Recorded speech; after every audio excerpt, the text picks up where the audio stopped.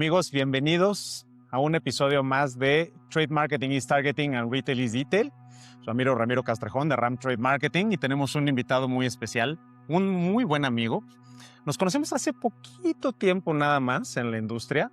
Mi querido Leandro, ¿cómo estás, Lean? Bien, muy bien, Ram. ¿Y vos? Muy bien, me encanta tenerte acá. Este episodio estaba muy platicado. Tratábamos y tratábamos y no lo logramos porque hemos andado del tingo al tango, ¿no? Que su agencia ya nos platicará también un poco. Leandestro es una agencia internacional, ¿no? Es una agencia global. Trabaja en Latinoamérica, Estados Unidos. Bueno, lo bajará él que lo presente. Pero bueno, Lean, yo tengo, antes de empezar los podcasts, tengo un pequeño ritual. A ver. Chiquitín, no te asustes, no te asustes. No te va a poner a hacer la danza de la lluvia, Sí. nada de esas cosas. Nos llevamos, ni invocamos a Tlaloc. No, es algo más sencillo, es algo más Sí. sencillo. A ver. Como yo humanizo las cosas, porque yo creo que es muy importante la gente, no solo los negocios, sino los negocios más la gente, pues me gusta que las personas se presenten un poco en lo personal, que sepan un poco de Leandro, ¿no? Porque luego ves gerentes, todo eso, y pues Sí. todos somos personas, me gusta conectar. Total. Platicas un poquito de ti, y luego también que te presentes un poco en lo profesional, ¿no? Un poco de Dale. tu trayectoria para que sepan con quién estamos hablando, ¿no? Entonces, adelante, Dale. tuyo, amigo. Perfecto, muchas gracias. Bueno, lo que dijiste hace poco tiempo, 13 años más o menos.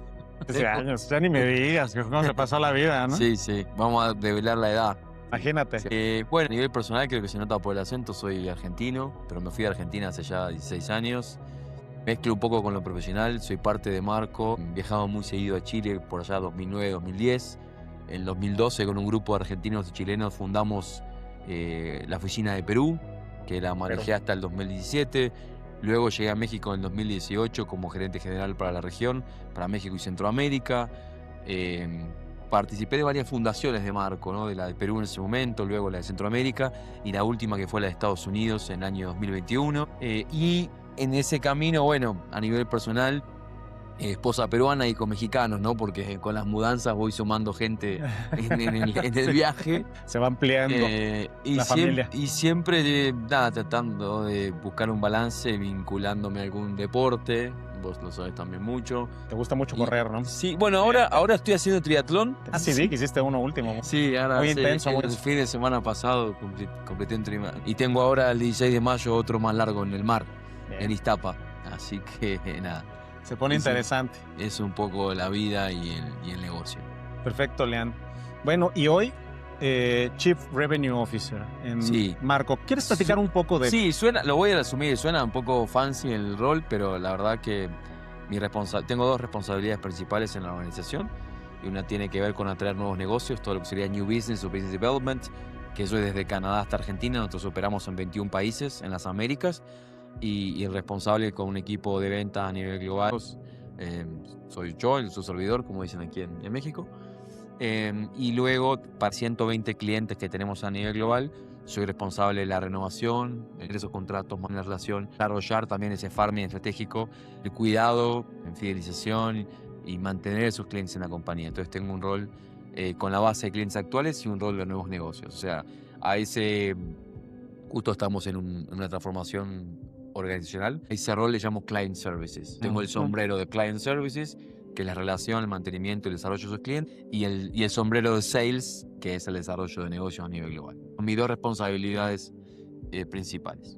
Claro, son las responsabilidades principales de Lean, pero a mí lo que me parece muy interesante es que en tu rol, de hecho, hay una combinación fuerte entre el B2B, ¿no? Por la parte de cómo trabajas con las empresas. Ya tuvimos, de hecho, un podcast donde hablamos de B2B, que hace una BDR, todas estas cosas cuando traen nuevos negocios, pero cómo se tiene que combinar, ¿no? Porque tienes que saber de eso. Y dicho sea de paso, este episodio lo estoy pensando mucho para hablar de cómo la tecnología, el trade marketing, la atención a los clientes, cómo trabajando en todo eso, generas ROI, ¿no? Desde tu rol, pero no nada más el ROI desde tu rol como obsesión, sino lo que me interesa mucho para nuestra audiencia, porque sabes que este es un podcast de trade marketing, cómo desde ahí generas ROI para tus clientes también, a través de todo lo que haces, con todo el nivel de conocimiento que además de ser estratégico en términos de B2B, también tiene que ser en términos operativos, en términos de entender trade marketing, en términos de entender el Total. negocio, con negocios muy complejos, ¿no? Muy Sí. distintos, ¿no? Y yo le llamo un poco como invisible efficiency, ¿no? O sea, Total. cómo incluso la tecnología, ¿no? Te ayuda también, ¿no? A traer un poco a todas estas cosas, porque ustedes son pioneros en Marco, en el trabajo con tecnología. Yo he visto esto desde hace mucho tiempo y han desarrollado muchas cosas. La compañía tiene más de 30 años de su fundación y tal vez algo que nos marcó nuestro ADN es que nuestro primer cliente fue Microsoft. Entonces, Claro. estuvimos obligados a usar No, data. Ni modo que no, de- ¿verdad? Claro. Entonces, en 1995 fue nuestro primer cliente y había una promotora en un retail y ¿no? De las ventas de Windows 95 en ese momento. Luego iba a su casa y las cargaba en un Excel, en un disquete. Increíble. 5 y cuarto primero y después 3 y medio. No sé si lo que están escuchando son jóvenes y no van a saber de lo que estamos hablando. Hay Y de todo, hay de ese todo. disquete iba a nuestra oficina y a la oficina de Microsoft después Increíble. a entregarle el resultado de ventas, Claro. el reporte, ¿no? El O sea, reporte se sí, llevaba. Si tú querías que nos delatáramos, ya lo lograste, totalmente. Pero bueno, entonces desde ese momento, de forma tal vez más rudimentaria, Claro. en analizar los datos y el retorno de inversión de un proyecto es parte de la fundación de la compañía, ¿no? Entonces nacimos con eso. Y me permito hacer como un desafío a la industria, que participo en licitaciones en todo el continente, digamos, constantemente. Sí. Noto hoy una disonancia tremenda entre la propuesta de valor o la promesa de la oferta de las agencias y lo que buscan las marcas, porque se habla de esta industria de entregar resultados. Tú lo mencionaste, retorno de inversión, ¿no? Return on investment. ¿Cómo recupero? Mismo charla anecdótica, perdón el paréntesis, cliente en Argentina el año pasado, y el cliente me decía muy frustrado que su empresa lo veía a él y a su área como un gasto, que no le venía ningún sentido, ningún retorno a su actividad, y mismo él me estaba pidiendo la versión de su área, porque cada vez que la compra no sabemos para qué es. Hay un montón de modelos de tienda perfecta, de cálculo de market share, hay un montón de metodologías que podemos charlar sobre eso, pero mi punto sobre la oferta, sobre el mercado, al que quería regresar, es que una problemática fundamental que hay es que las agencias siguen cobrando gente. La agencia tiene una promesa de valor que dice, te quiero entregar resultados, pero sigo cotizando personas. Nunca me estás pagando el servicio por los resultados que genero. El servicio por el medio en el que yo gasto o mi centro de costo en que yo incurro para entregarte el resultado. Entonces, Horas, hombre. hombre, entonces hoy hay un problema desde la monetización. Y eso confunde la marca también. Yo tengo charlas con las marcas donde me dicen, no quiero resultados. Y le digo, ¿por qué tu planilla de cotización viene salario y costo patronal? Le digo, tu planilla de cotización debería ser, no sé, un costo por visita que se divida en comprobarte que entregué el servicio, que fui, que hice las lecturas con alguna aplicación.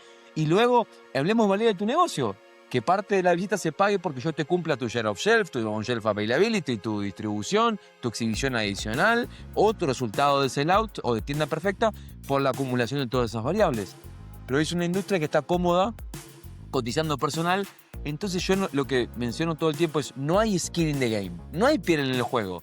Porque si tú cobras personas, si la marca llega a sus metas o no, te da lo mismo, ¿no? Y la marca puede decir, no, está bien, pero yo no pago el sueldo variable activa. Va a tener un fee por lo que sí gasta la marca, ¿no? Claro. Entonces, siento que ahí hay una problemática de fondo de que es una empresa que no... Incluso desde la concepción, ¿no? Sí, Hablas. yo creo que es una industria que yo trato de desafiar a que deje de monetizar. Cuando el cliente quiere comprar resultados, porque puede ser que el cliente quiera comprar personal y lo quiera administrar, ¿no? Pero cuando el cliente busca resultados y busca retorno de inversión, no tiene sentido que se monetice personas. Se deberían monetizar los KPIs de in-store marketing, la variable que impacta el negocio. Creo que es una evolución natural que debiera tener nuestra industria. No, total, y yo creo que ustedes han sido visionarios, ¿no? Porque bueno, tú sabes que de hecho yo vengo de la industria, ¿no? Sí. O sea, incluso me atendiste algún tiempo Sí, cuando, sí. cuando nos conocíamos hace unos ayeres, cuando estaba yo en Motorola, ¿no? Sí.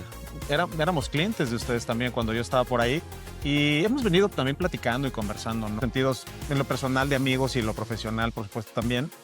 Y tú ya me platicabas, ¿no? Cuando algunas veces, yo me acuerdo particularmente alguna vez que participamos, ¿no? Cuando yo estaba en Huawei, ¿no? Estábamos Sí. participando por un proyecto más global, ¿no? De Sí. tratar de traer toda la plantilla con ustedes. Y tú me decías, es que, a ver, o sea, quizás parece que no es barato comparado con les están cotizando otras agencias, pero lo que tú me decías a mí, ¿no? Y ya desde ese entonces, ¿no? O sea, te Sí. estoy hablando de por lo menos 3, 4 años atrás. ¿no? Tú ya me decías, es que yo te estoy cotizando por el cumplimiento de los resultados. No te estoy cotizando por la cantidad de gente. Y para mí era difícil, ¿no? Sí. Más aún que ya sabes el reto de trabajar en una empresa china, ¿no? Porque Sí. está el tema cultural de personal también versus cómo tú cotizas el logro de la estrategia. Y más aún, Claro. o todavía hoy más en Latinoamérica, ¿no? Porque ya no pasa nomás por eso, sino también por la parte de, por ejemplo, el RepSer, ¿no? O sea, en donde aún menos todavía, ¿no? Ya ni siquiera desde la parte estratégica hasta la parte legal, ¿no? También, ¿no? O sea, ya cambia mucho el modelo de atención que tú le das a los clientes, porque realmente lo que estás buscando es un resultado, desde ahí va la cosa también, ¿no? Sí, yo creo que con el RepSer una es de temor frente a la normativa y las agencias buscaron alguna manera de adaptarse y tener un contrato que los proteja. Pero luego del tiempo, yo creo que también estas iniciativas de los gobiernos a veces no tienen la capacidad de cantidad de inspectores para revisar la cantidad. Claro. No sé el dato, pero dar 300.000, 400.000 contratos reps en México. ¿De qué forma auditas todo eso, no? ¿Y dónde está el personal? Es muy complejo, digo, para las instituciones públicas tener capacidad de ese control. Yo creo que después la industria se volvió a relajar y hoy sí el marco contractual se lee bien, pero cuando vas a ver la ejecución, en muchos casos el entregable sigue siendo el deliverable, sigue siendo la persona. Y mismo hay una gestión y del no la cliente y no la ejecución. Y que ahora, y hasta entonces, en algunos casos hay muy poca especialización en el servicio. Entonces, sí el marco no es evolución que compre resultados en lugar de kilos de personas, ¿no? Sí, totalmente. Ahora, ya metiéndonos un poco en materia, ¿no? Hablamos ahí ya como de un marco conceptual de cómo se ve y hacia dónde creemos que debería ir. Sí. Yo soy consistente con eso, ¿no? Tú sabes que aparte de yo ser un consultor, también estoy en Involves, veo temas de tecnología, ¿no? Sí, se ve la evolución de cerca. Total, y todo el tiempo vemos industrias, ¿no? Tenemos relación con ustedes, son nuestros partners, tenemos relación con las industrias, entonces vemos mucho trade marketing todo el tiempo, ¿no? Sí. Y sí se habla, cuando lo ligas con tecnología, tienden más a ligarlo a la ejecución que cuando hablan de agencia. Que hay mucha esa idea de agencia, personas, tecnología, ejecución que hacen las personas y en realidad una agencia como ustedes ve ejecución, por eso son partners de tecnología, por ejemplo. Mira, sabes que tuvimos una discusión, voy a contar algo, no absolutamente confidencial, pero medio restrictivo. Tuvimos una discusión con nuestra directora de marketing global. Nos hace daño llamarnos agencia. Porque a veces hay marcas que asocian a la agencia solamente a la persona, no a resultados o a otro tipo de servicio. Entonces, en algún momento empezamos a discutir y tal vez nos tenemos que dejar de llamar agencia. Claro, desde ahí, desde la normalización del nombre. Porque el mercado a veces entiende que...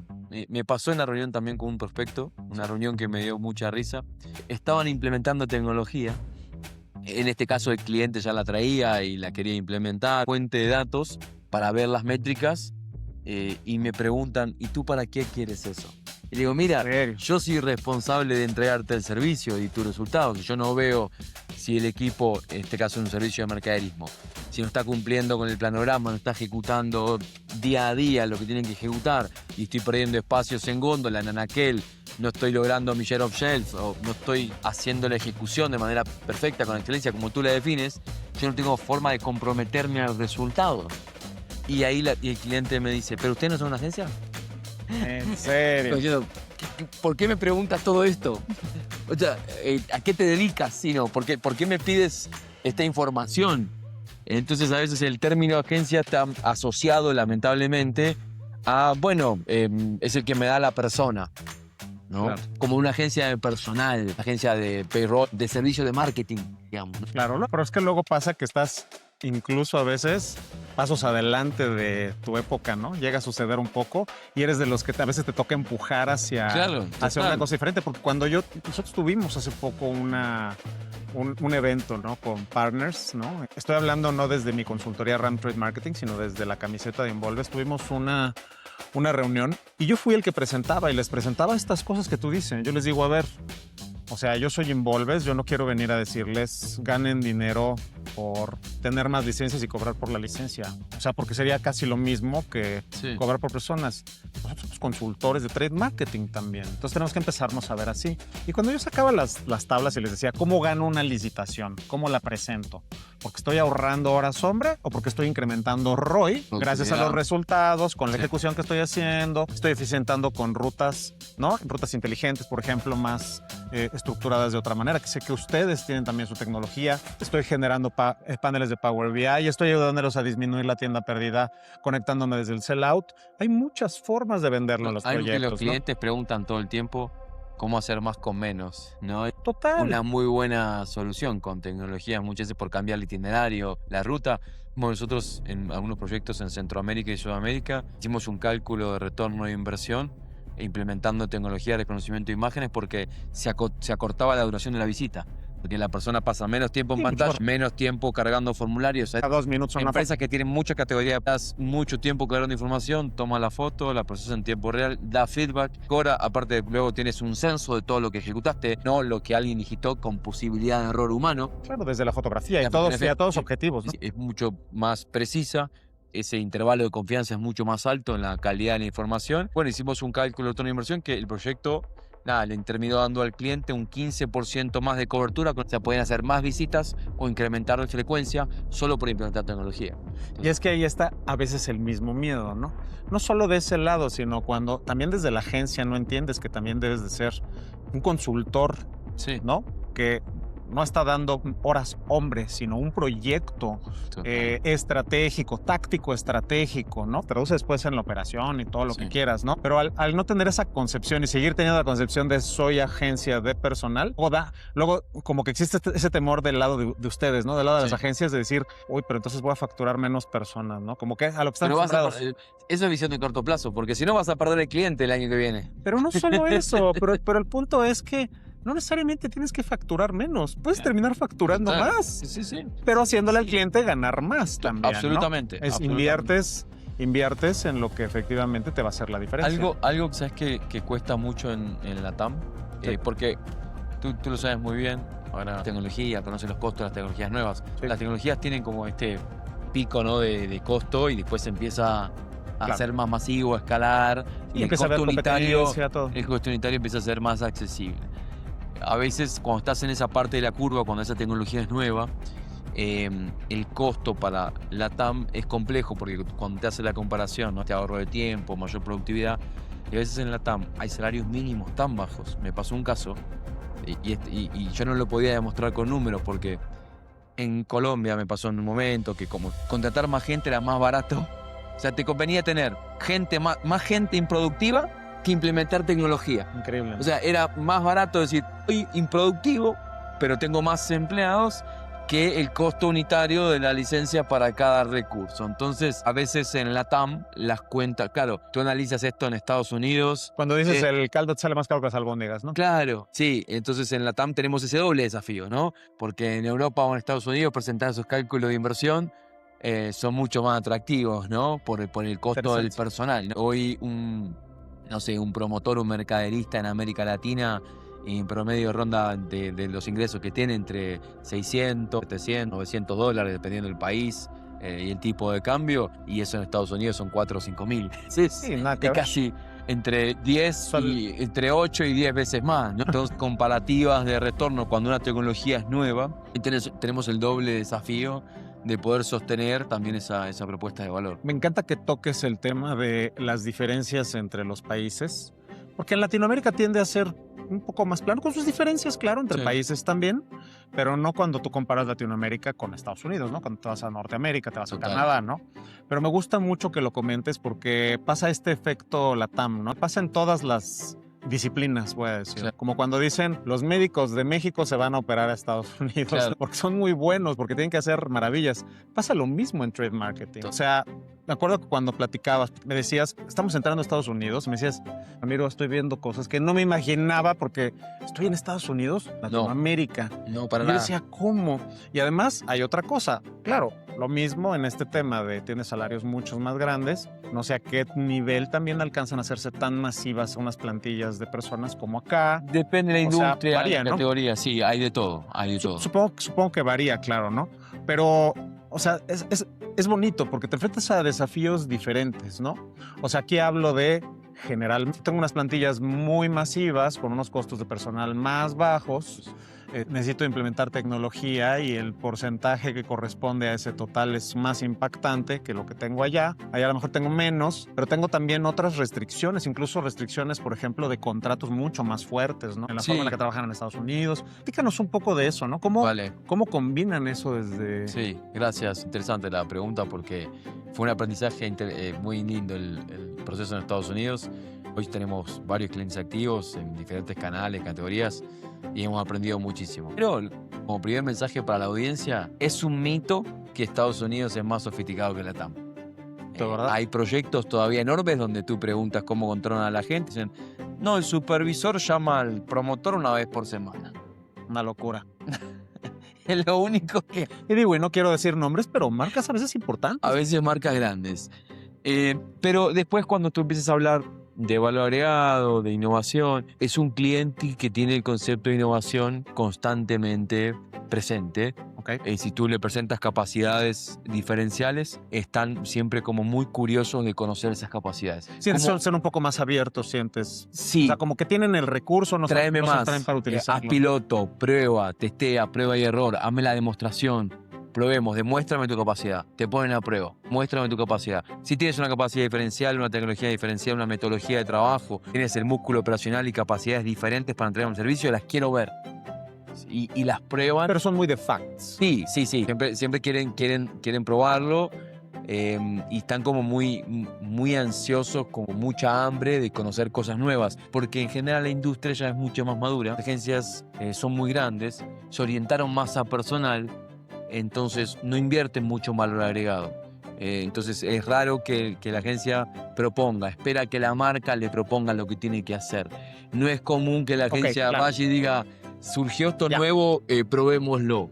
Ah, ok. Entonces ustedes son los raros del barrio cuando llegan a trabajarlo así. Sí. Pero está interesante porque le das un twist, ¿no? Es cuando de repente te mueves en un mercado. Sí, hay algunas agencias también en US que tienen algunas capacidades, pero también siento que por el tamaño de las compañías de Estados Unidos, a veces se atan a plataformas muy pesadas, ¿no? Lo que vas a escuchar mucho en Estados Unidos es que compran Salesforce.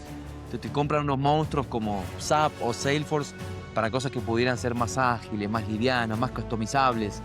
Y después son presos de plataformas muy grandes que en definitiva en el día a día no están hechas.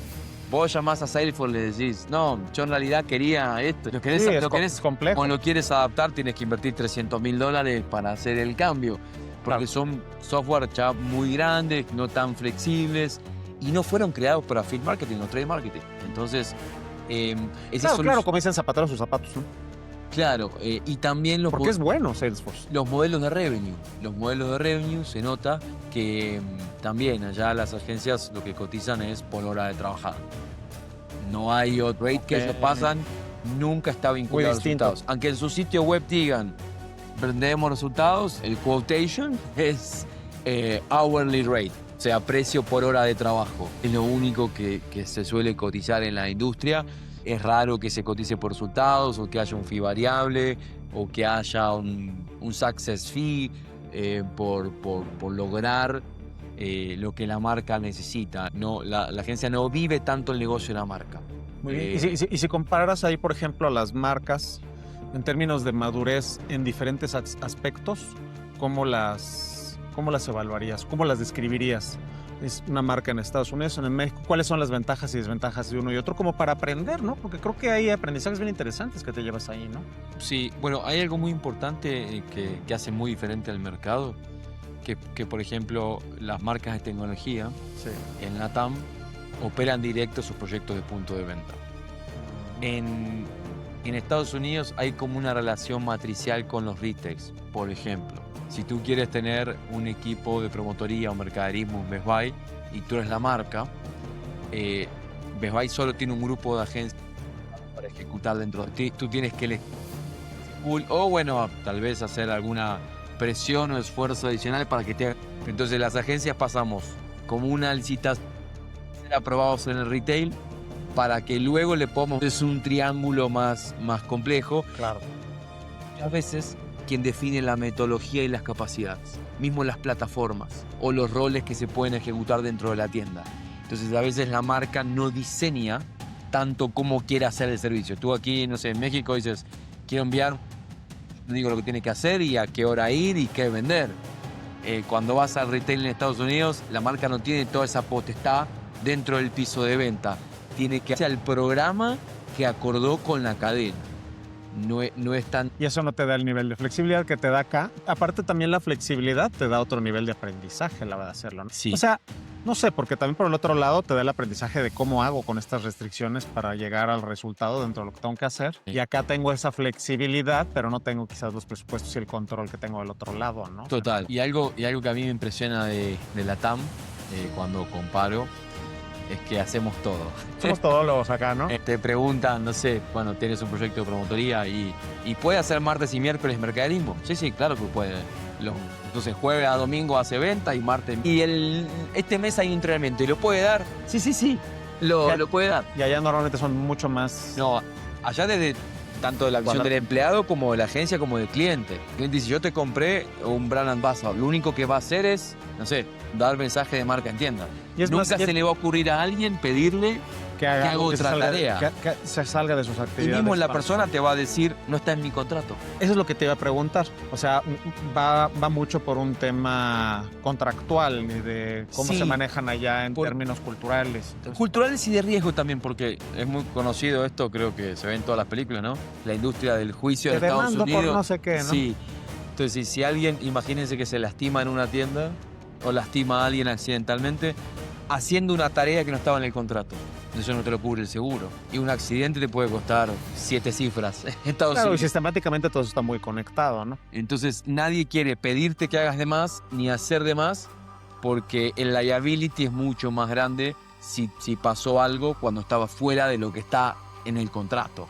Tanto el cliente que te lo contrata, la agencia que lo provee, Interesante. eso cambia mucho la percepción de riesgo. Muy bien. Oye, y por ejemplo, sabiendo que ustedes son una empresa global, ¿no? Y que tienen muchas diferentes latitudes, ¿no? Dentro de sus negocios. ¿Qué pasa cuando te llega un cliente con un contrato global, con todas las diferencias tan fuertes e importantes que te encuentras entre una operación y otra? Y me gustaría que lo abordaras desde dos ángulos. Okay. Un lado desde cómo ustedes atienden, ¿no? Estas situaciones, pero del otro lado, ¿no? También un poco como para la audiencia, ¿no? Que yo lo que quiero es con esto elevar la vara a la TAM, es cuáles son los consejos para ellos cuando empiezan a trabajar en ese lado como para facilitar las cosas. Yo digo, mientras menos fricción, más acción, ¿no? Entonces, por un lado, ¿cómo lo males son como esas? O sea, oye, éntrale por acá, te sugiero que consideres de esta manera. Si vas vamos a decir, ¿no? De repente lanzas al mismo tiempo en Brasil, México, Estados Unidos. O sea, un poco cómo eficientas. Seguramente te has encontrado muchos de estos casos, ¿no? Sí, total. Creo que una propuesta así regional o global, muchas aristas, ¿no? Sí. Una son, bueno, las capacidades operacionales, que es generalmente lo que nosotros buscamos como compañía, que las capacidades no dependan de un país. Todas nuestras estructuras corporativas lo que hacen es dotar a todos los mercados de las mismas capacidades. O sea, todo lo que podemos hacer en un país lo podemos hacer en el otro. A nivel BI, a nivel metodología, Entiendo. a nivel capacidad. La capacidad no puede depender de... O sea, no puede ser que nuestra empresa en un país tenga una capacidad y en la otra no. Las capacidades, por definición, son globales. O sea, nuestras ventajas competitivas tienen que poder dotar a todos los mercados donde operamos. Eso como primera regla para que no haya diferencia en lo que entregas o en lo que puedes vender. Si no haces una promesa que la puedes entregar en un lado y en otro no, y eso sería un problema. Eso es la parte operacional. Luego tienes todo el desafío financiero fiscal, porque a veces el cliente tiene el dinero en un lado. Entonces, un principio mantra que tenemos en Marco es que nosotros simplificamos la complejidad, ¿sí? Para el cliente va a recibir una sola factura donde nos pida. Todos los acuerdos internos los vamos a hacer nosotros. Todos los costos intercompany, facturaciones entre sociedades, movimiento de dinero, de recursos, lo hacemos dentro de Marco. El cliente ve la factura que nos pide, dónde nos la pide, ya sea uno o varios lugares. O sea, Claro, es una gran ventaja. sí, la parte fiscal financiera, el cliente dice, no, tengo por supuesto equipo de administración y Legal and Compliance global y finanzas global, todos los contratos los tengo que hacer para cumplir con eso y con la ley. O al revés también. O sea, digo, por ejemplo, como cuando pasa, a veces a mí me sucedía, ¿no? Que decíamos, hay un presupuesto global para hacer todo esto, pero cada país se va a encargar También. de esa parte. También, sí, generalmente eso Y eso ayuda mucho porque te adaptas y permites que el cliente pueda fluir. sí, y libremente. eso fiscalmente generalmente es más beneficioso para el cliente. Y luego, algo que aprendimos con los años, eso ya entró a la parte de los consejos, Sí.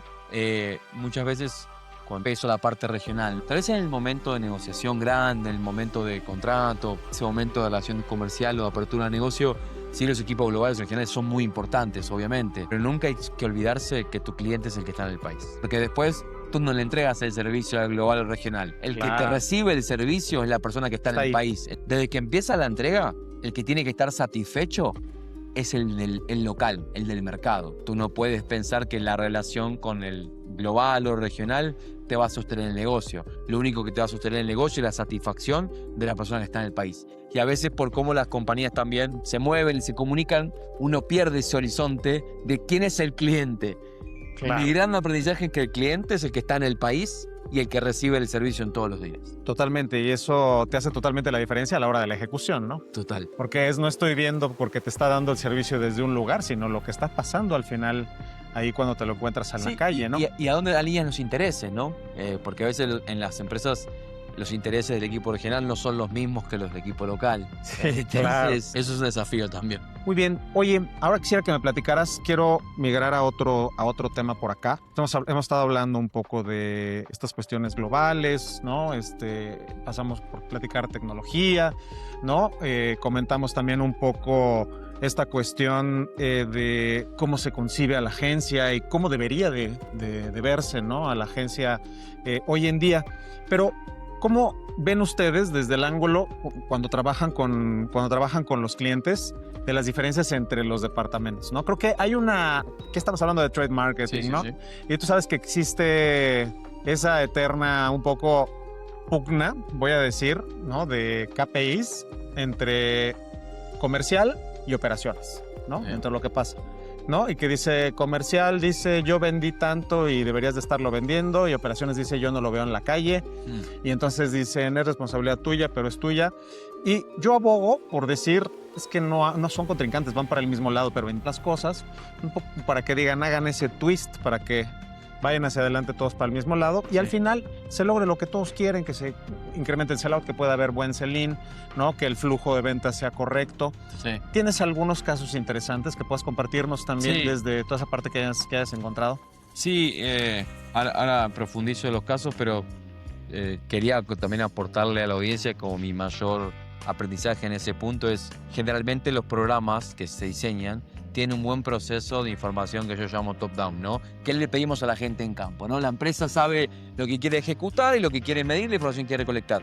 Pero generalmente el proceso más flaco, y que para esta problemática es el más importante, es la información bottom-up. Es qué nos va a decir el campo a nosotros, cómo vuelve la información. Generalmente, y cuando se diseñan los programas, todos se ocupan de dar órdenes, ¿no? Hay que hacer esto. Pero de escuchar al field, al campo, es lo que nos olvidamos. Y ahí están las respuestas a esas problemáticas, porque ahí realmente detectas si el problema está en el sell-in, si está en el sell-through, si está en la distribución, si está en la cadena, si está en la ejecución. Entonces, un buen mecanismo de toma de información de lo que pasa en tienda también tiene que volver de manera correcta a las personas indicadas para que accionen nuestras cosas de manera corporativa. Si no, tenemos como dos elementos disociados. La estrategia por un lado, bajando órdenes, y la ejecución, bueno, tratando de ejecutar eso, pero si tiene un roadblock, un impedimento, no tiene cómo regresar ese flujo de información para que otras cosas se muevan. Y para que sea un ciclo además, ¿no? Bien Claro, concreto. ese mecanismo cadencia. generalmente está quebrado. Entonces, esas problemáticas, yo creo que el foco o el fondo está ahí, en tener ese buen reflujo de información de lo que está pasando. Para evitar, esto es lo que hay en aquel, esto es lo que hay en el inventario, Eso es lo que aparece en el sistema esto y es lo que esto aparece en el y esto es lo sistema, que en realidad hay lo que acá, está. ¿no? Y después con data tú puedes ver si el problema es particular en una tienda, en una cadena, en una ciudad, si es sistémico, si es nacional, si es con Walmart o es con Soriana o es en todos. Y ahí empiezas a desmenuzar y empezar a tomar decisiones, porque otra problemática hay hoy es que hay mucha data, pero si no se usa no sirve para nada. Entonces, Sí, claro. ahí es donde empiezas a obtener esos insights y poder generar ese valor que vos preguntabas para el cliente. Así es como regresa tu dinero, porque estoy diciendo ahora que hablar con tu cliente a la vez, ¿no? Que hablar con el canal, con la cadena para poder resolver. Totalmente, Sí. totalmente claro. Pero súper claro este tema de cómo generamos valor, ¿no? Y pues bueno, se nos acaba el tiempo, ¿no? Ya estamos corriendo, yo sé que el tiempo vuela, me encanta. Podría estar platicando contigo 500 horas. Sí. Pero Con una bueno. cerveza la próxima. Ah, bueno, eso nunca falla, ¿no? Sí. Eso sin duda. Pero me gustaría ya como para finalizar, tú dijeras, hay muchas cosas, ¿no? Dentro de lo que todos hacemos. De hecho, mi pregunta era, ¿qué arreglo primero, no? ¿Cómo haces para no ahogarte en un mundo Sí. de decisiones y cosas por hacer, ¿no? Si yo te preguntara, ¿no? Dime 2 o 3 cosas, ¿no? Que para ti fueran interesantes, importantes, en donde dijeras, con esto, y que normalmente te encuentres en el mercado, ¿no? Digas, señores, empiecen por tac, tac, tac. 90 días pueden tener diferencias interesantes. ¿De qué cosas nos hablarías? Bien. Para terminar. Primero, desde el punto de vista de las agencias, ¿no? Yo también como parte de la Mapro en México y en otros mercados, como un consejo a las agencias, porque a veces cuando nosotros de esta silla preparamos una propuesta de valor, creemos que todos la quieren. Y es un error. Creo que, y no por sonar trillado de escuchar al cliente, pero lo que diría no es solamente escuchar, sino segmentar bien al cliente y saber qué quiere comprar. Esto que yo te quiere comprar la persona, comprar el resultado, cómo va a medir el éxito del programa. Entender qué quiere comprar es fundamental antes de empezar a hablar. Perfecto. Antes de escupir la propuesta esta de valor que creemos que todos creemos que es la mejor, bueno, tratar de entender parece fundamental. Y luego como consejo a las marcas, yo creo que a veces también esta industria es muy pendular. Si una marca viene de tener un servicio con poco valor y tiene que hacer mucho esfuerzo para administrarlo, quiere, contratar al servicio y le entregan algo completo. Si viene un management, un servicio, tal vez con más valor agregado que no funcionó, quiere volver a tomar el control. Entonces mi consejo a las marcas es que no tomen decisiones impulsivas por la última experiencia y que salgan de una reacción pendular a qué estoy comprando y que compren con base en la estrategia que quieren para sus marcas y para su ejecución. No, porque me fue, no sé, tenía un servicio de nómina y me costó mucho administrarlo y me paso a full servicio porque la experiencia anterior fue mala. O compré plataformas, las implementé mal, no le saqué provecho, entonces elimino todas las plataformas y vuelvo a nómina. No, ninguna de las dos está bien.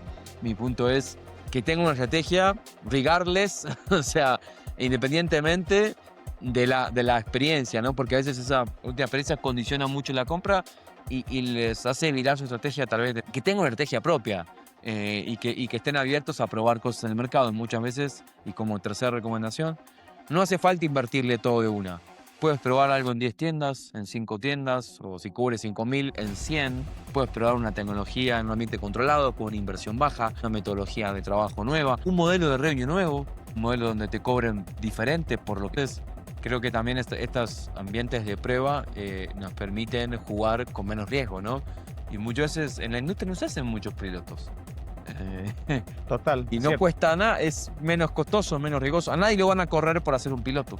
Es verdad. Y noto que a veces hay mucho miedo al cambio. Como son plantillas muy grandes, proyectos grandes, que hay mucho riesgo de la interrupción del servicio, el cambio da terror. Yo creo que a veces que los pilotos, y eso en la industria no se hace mucho. Muy bien. Lean, me gustó muchísimo el episodio. Yo lo voy a reducir ahora estos consejos en 3 palabras y voy a decir un poco como que piensen, prueben y confíen en el proceso. No, amigos, esto fue Trade Marketing is Targeting and Retail is Detail, BAM Trade Marketing. Muchas gracias, mi querido Lean. Chao. Adiós, amigos. Nos vemos pronto.